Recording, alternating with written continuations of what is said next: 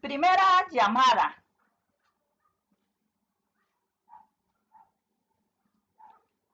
Segunda llamada. Tercera llamada. El 3. El 3 tiene la posibilidad de unir a los opuestos, de ser una tercera vía, de propiciar la dialéctica. Está presente en el imaginario colectivo y forma parte de múltiples representaciones culturales. Tal es el caso de los rituales. Algunos autores, como es el caso de Van Genet, va a señalar que tienen 3 fases con múltiples subfases. En el caso de los rituales de gallos, desde el momento en que se pega el programa, empieza la pelea.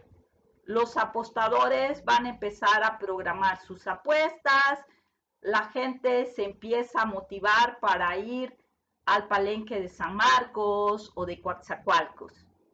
Y de manera previa a la pelea, un señor un poco robusto, sombrerudo, va a gritar algo así: ¡cierren las puertas! Son responsables de que la gente se salga. Después van a empezar las peleas y la pelea central va a ser la de las 12 de la noche. O precisamente el artista que tiene más injerencia popular o más prestigio va a ser el que va a aparecer precisamente a esa hora. Después serían todas aquellas peleas que van a acompañar a que la gente se aleje del ritual. En el caso del boxeo también, en el caso del boxeo, el ritual va a empezar desde el momento en el que en los medios van a empezar a presentar a los que van a pelear, o desde el momento en el que en un barrio se difunde quién va a estar en la pelea de esa noche. Desde ese momento va a empezar el ritual. Sin embargo, la parte medular va a ser la media. Es ahí a donde se va a dar la catarsis más importante. Es ahí donde en unos minutos, en unas horas, la gente va a poner su capital, todo su capital simbólico y económico, en un momento ante la opinión pública que está ahí. Es una reunión focalizada, diría Clifford Geertz. En el caso de los rituales sacros, en el caso de la misa, todos los símbolos van a llegar al momento en el cual se va a tener contacto con la deidad, al momento en el que de manera simbólica se va a comer la carne de Dios. Es el momento en el cual es más sublime porque es un momento en que el creyente se va a acercar a Dios. En el caso de los escritos, el cuento corto también tiene 3 fases. En el caso del ensayo y del ensayo académico también. Empezaría así como en el caso de las llamadas del teatro o como en el caso de ese señor sombrerudo, empezaría con el título. El título debe de ser corto, debe de ser sugerente. Si va a ser más largo, es mejor poner un subtítulo. Debe de abarcar todo lo que se va a trabajar, pero debe de ser muy atractivo.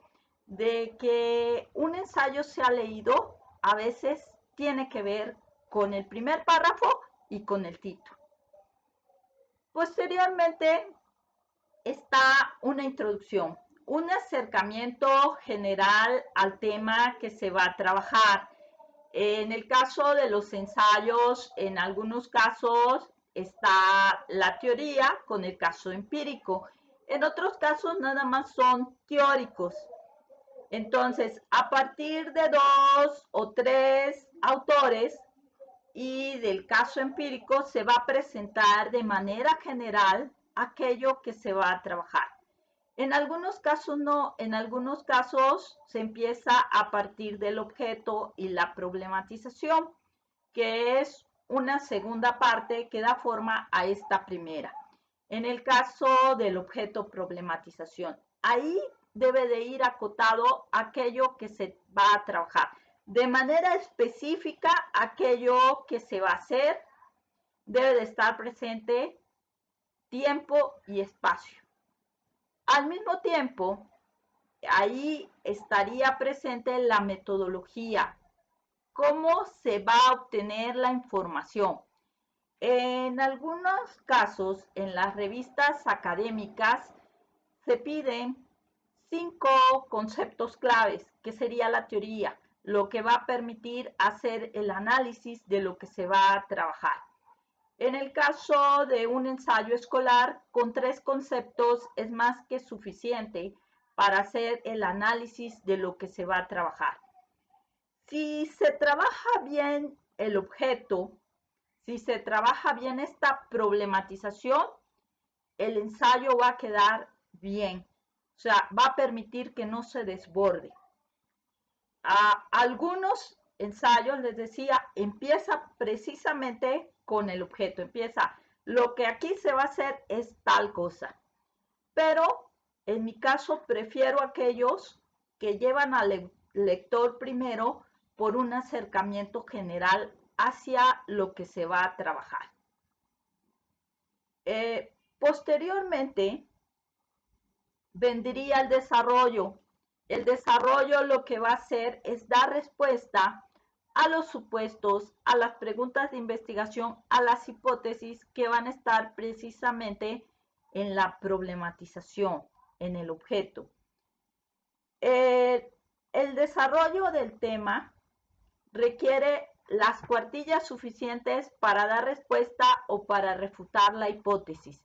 En el caso del acercamiento general, de la introducción, con una cuartilla es más que suficiente. Es lo que se está pidiendo en muchas revistas académicas y es lo que se pediría en un ensayo escolar. El caso del objeto, con media cuartilla es más que suficiente. El objeto es parte de la presentación, no se tendría que poner un subtítulo, pero sí debe de estar totalmente expresado de manera clara y concisa ya aquello que se va a hacer.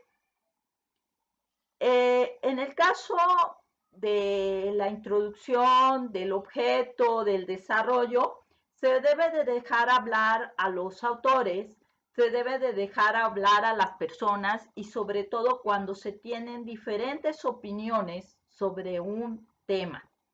Pero el que escribe el ensayo no debe de opinar.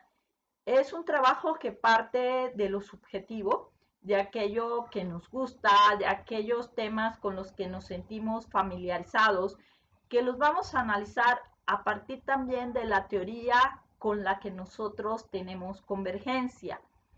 En el caso de las conclusiones, es precisamente ahí a donde debe de estar la opinión del que escribe el ensayo, porque ya tuvo un acercamiento general al tema a partir de la teoría, a partir de un caso empírico, ya platicó, ya retomó lo que opinan algunos informantes claves sobre el tema y entonces ya puede opinar con respecto al tema.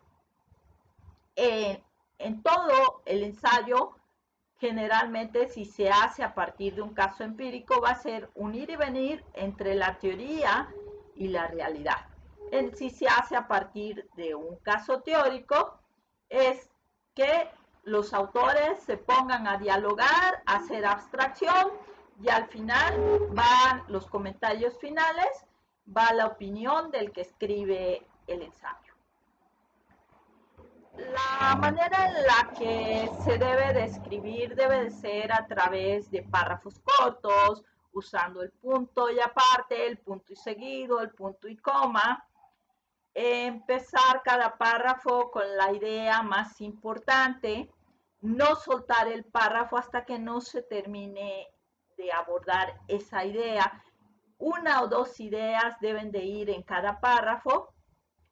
Es importante que guarden relación los párrafos entre sí, pero que si se quita uno de los párrafos se pueda entender lo que se dice. Es decir, cada párrafo es un texto por sí mismo. Y se debe de tratar de que la mayoría de los párrafos, al empezar con la idea más importante, esté presente esto que nos enseñaron en la primaria: sujeto, verbo y complemento. Eso facilita mucho la lectura y al que hace el escrito le va a facilitar mucho la articulación de las ideas. También debe de haber un interlineado, generalmente se usa 1.5 entre cada línea. Los párrafos deben de estar separados. Se debe de justificar a la derecha. El tipo de letra que se usa es el tamaño 12. En los títulos se usa generalmente el 14. Y precisamente como es un diálogo entre la teoría y un caso empírico, o puede ser un trabajo teórico, pues deben de estar presentes las citas. Hay varias maneras de citar. En este caso, lo que yo recomiendo son las citas APA. Actualmente serían las citas APA 7. Bueno, espero que tengan una excelente tarde de este 13 de octubre del 2020.